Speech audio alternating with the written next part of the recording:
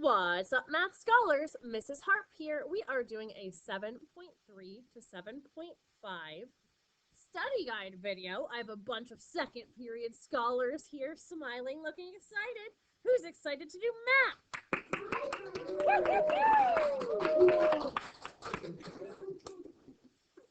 They are so excited. All right, well, hopefully you know your shortcuts better than my first period. You do not need to memorize these shortcuts, but you have to know which one to use when. And they were clueless. Do you know what shortcut we are using on number one? Sebastian, shortcut 5 is correct. Now, why is it shortcut 5? Let's tell the viewers at home on the video. Why?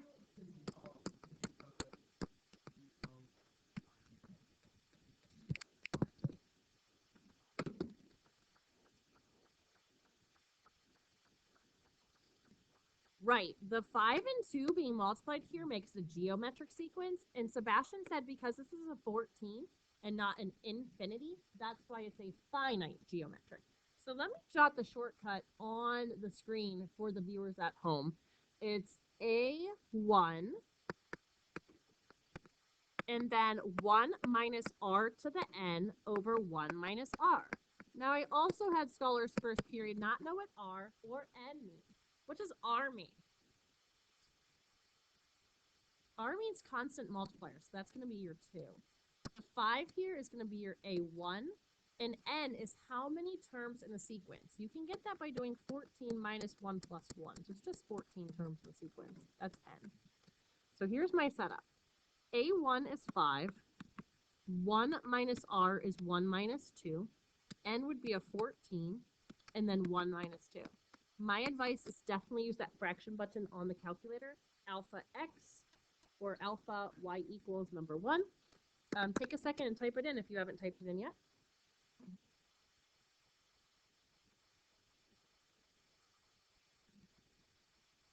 I got 81,915. So let me know if you cannot get that on your calculator.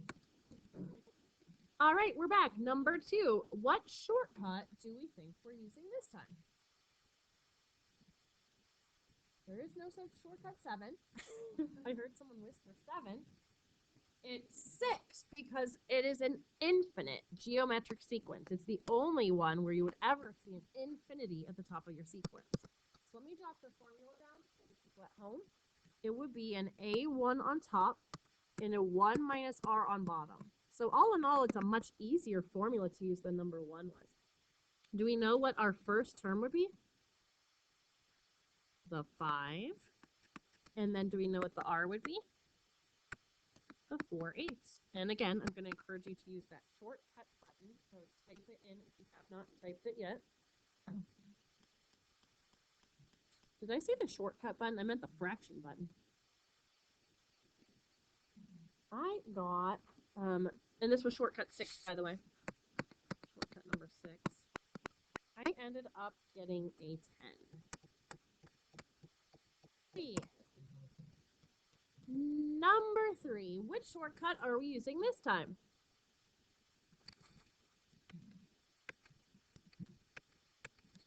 We don't know. Yes? No. This is shortcut 5 again. You want to know a secret? Shortcut 1, 2, 3, and 4 were from the 7-1 to 7-2 quiz. They really shouldn't make an appearance on this quiz because this is just a quiz over the second half of the chapter. The reason it's shortcut 5 again, and maybe you didn't recognize it, is the first term wasn't visible. The first term's a 1, the constant multiplier is a 4, and it's finite because it goes from term 1 to term 4. All right, so... Hey, I actually paused my video because I had oh crap, it's Monday morning, and I think my brain was fooling me. The first term is not 1. Anybody know what the first term would be? You'd get it by putting a 1 in for B. Yeah, the first term's a 4. So, all right, we're back. I just had to kind of check my math. The first term is actually 4. I got that by putting a 1 in for B. And then, so I'll jot that down. The first term is 4. The constant multiplier is actually a 4 as well, because the constant multiplier is the guy that has the exponent. So let me do my setup. First term 4, constant multiplier 4. And how many terms are in this sequence? 4. There's 4s everywhere. So first term's 4, constant multiplier is 4, and there's 4 terms in the sequence. So this is my setup. You can go ahead and type it in. That's what I was doing, was typing it in while I was on pause. So I do have an answer for you. It's 340.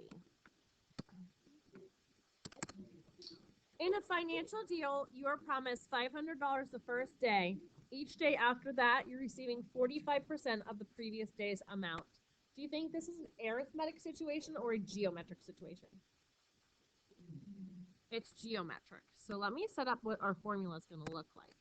It's going to be, our first term is 500. That's how much you're getting paid the first day. Each day after that, you'll get paid 45% of what you got the previous day. So the constant multiplier is 0.45. And then n minus 1. Now the best, what happens here is when the salary drops below $1, you stop getting paid. What's the first day? You'll not get paid. I actually use table to find that number. I'm sure you can just hit enter, enter, enter, and keep count, but I just like put this into y equals and look down my table.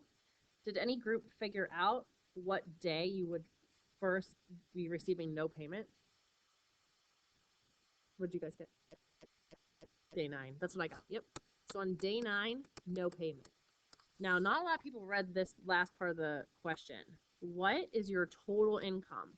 What they want is you to sum all the days from day 1 to day 8, and that'll be your total payment while you're working at this job. So here's mathematically what we're trying to find.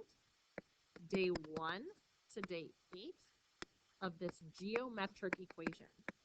What shortcut do you use? Shortcut 5, finite geometric shortcut. So you put your A1 out front, and then 1 minus R to the n, and there'd be 8 days in the scenario. 8 days. Now I'm going to type this in one more time just to make sure I didn't mess this up. It is Monday morning and my brain's a little bit tired. 8 days of payments.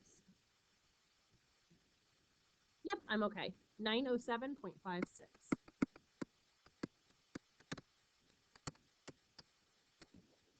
We are back with number 5. For this one, we just talked about the lesson, and in the lesson, they're referring to x0 as an initial value. So this does not count as the first iterate. Everyone understands this.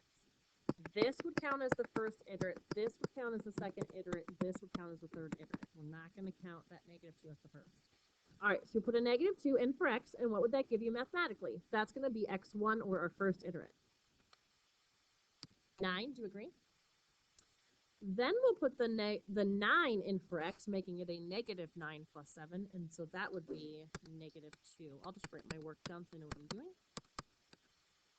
And then finally, for my third iterate, I put the -2 in, and that ends up giving me 9.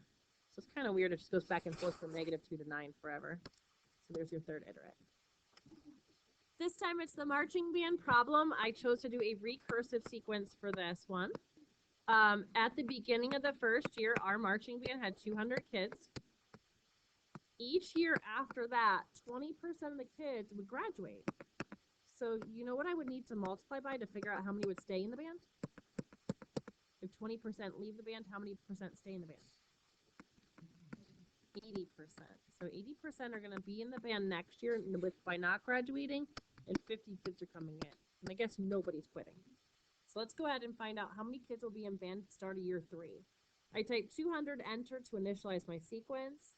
Then I do previous answer times 0.80 plus 50. So the beginning of year 2 will be 210. The beginning of year 3 will be 218. So the band is growing. More kids are joining than are graduating. On the crazy job problem, you're starting a job that's only paying $1 the first day. Who would want that job? But stay tuned, because they get $3 the second day, $9 the third day, and you keep tripling every day. This is geometric or arithmetic? Geometric. They're multiplying by 3 each day. We want our total income. So we don't want our income on day 10. We want our total income from working from day 1 until day 10, okay? It is a geometric sequence with a first term of 3, or sorry, first term of 1, constant multiplier of 3. So you can do our favorite shortcut 5 again if you like. The first term is 1, the constant multiplier is 3, and you work for 10 days. So that's my setup. You are actually going to have a ton of money for only working 10 days. So go ahead and type that in. I will type it in as well just to check my work.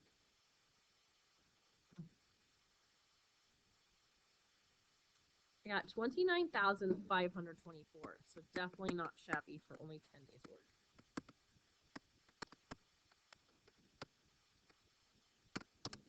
True or false, is this sequence geometric? Now, geometric means they're multiplying by a constant amount each time.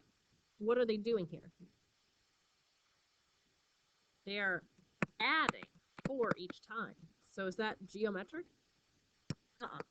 It's arithmetic, because arithmetic means add a constant amount. Geometric means multiply a constant amount. So that we're going with false.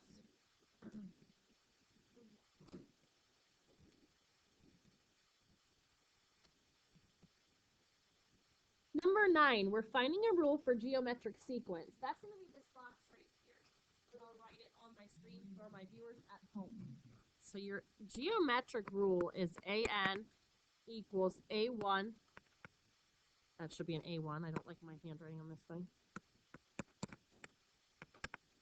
Times R to the N minus 1, where it's your responsibility to put in A1 and R.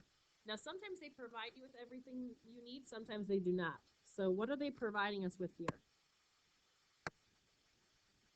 They are giving us A1, negative 15, but they're not giving us R. So we're solving for R. The negative 240 can go in on the far left as your AN value.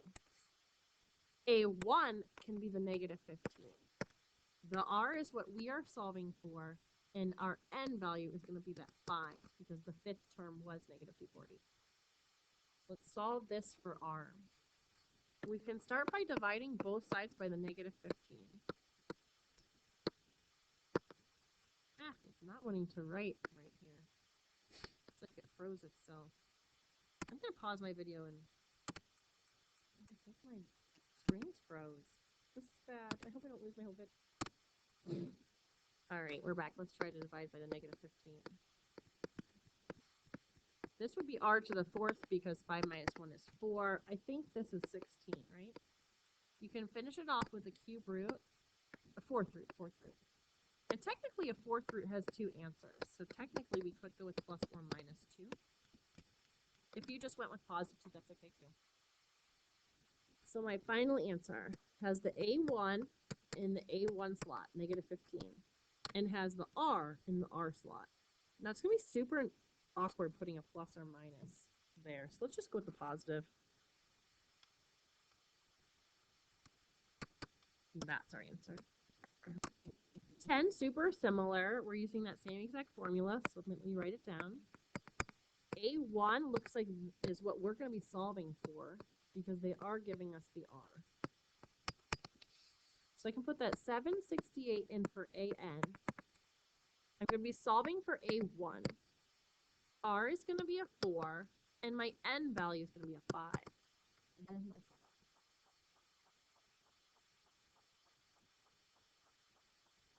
4 to the 4th power is 256. And then I just need to divide the 256 over to the left-hand side. Now 3. I have everything I need now. My A1 is 3 and my R is 4, so I'll make my final equation.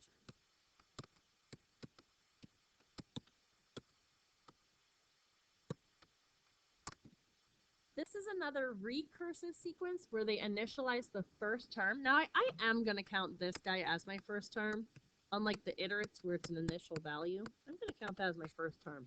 So when they say first 4, we'll count that as the first. So we'll do A1 A2, and we'll do A3, and I think that'll be good. So for A1, we do 2 times the previous term. So 2 times 6. Then we add on n. N in this case would be 1, so 13 would be my next term. It's not writing super well.